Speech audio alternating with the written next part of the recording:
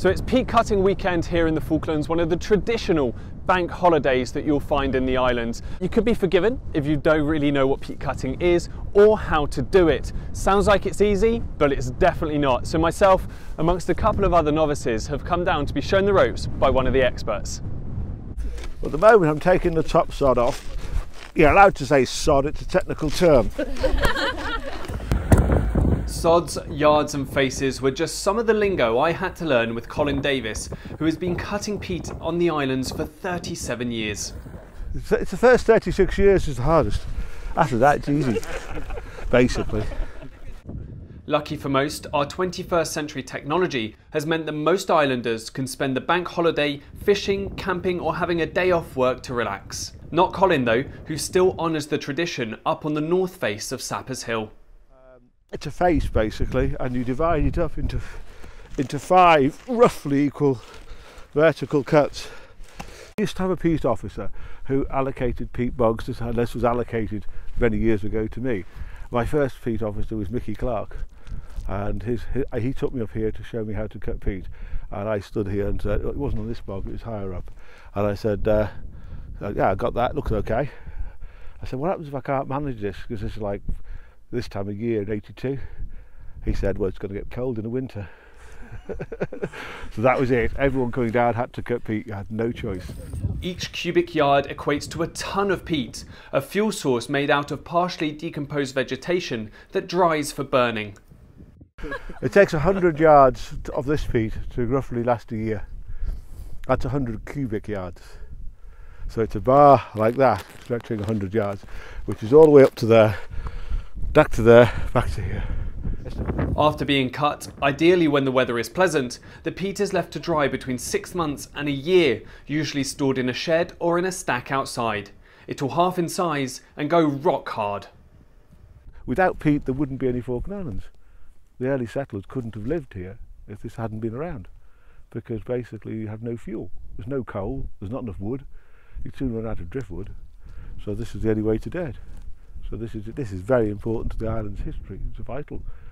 I think it's a Catholic priest, I think, who discovered it first. He recognised what it was, and from there they were off. But it is very important.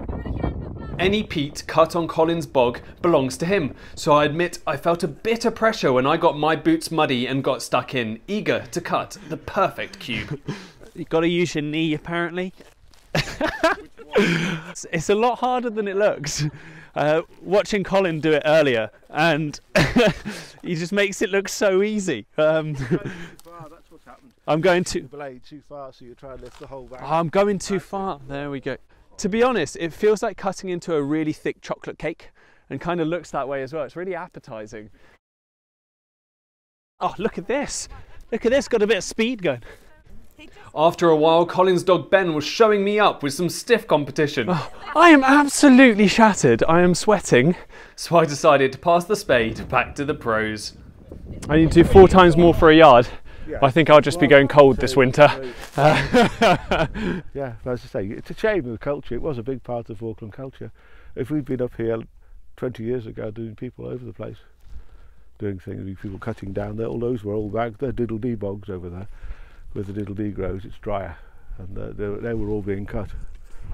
And up there, I was cutting up there, there's another bog over there. You know, the people were cutting all around here. You would have come up here, and there would have been people wandering about.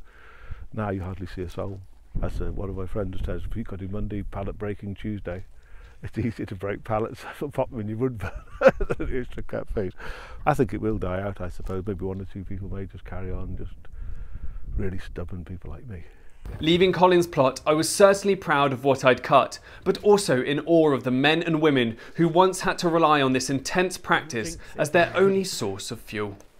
It was really good, really tiring in the end actually. I thought I cut a yard, which is very much peat terminology, but it turns out I only cut a face, and there are about 5 faces to a yard, and he was saying it was 100 yards to sort of heat your house for the year, and just the physical demands for such an activity. And I can understand how vital it was to the world and to the Falklands at that time. Thank you.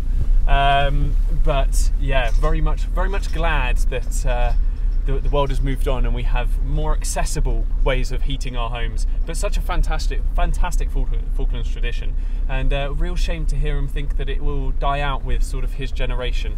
Hopefully Peat Cutting Monday as a bank holiday will inspire some of the younger generations to try and at least keep it going for tradition's sake.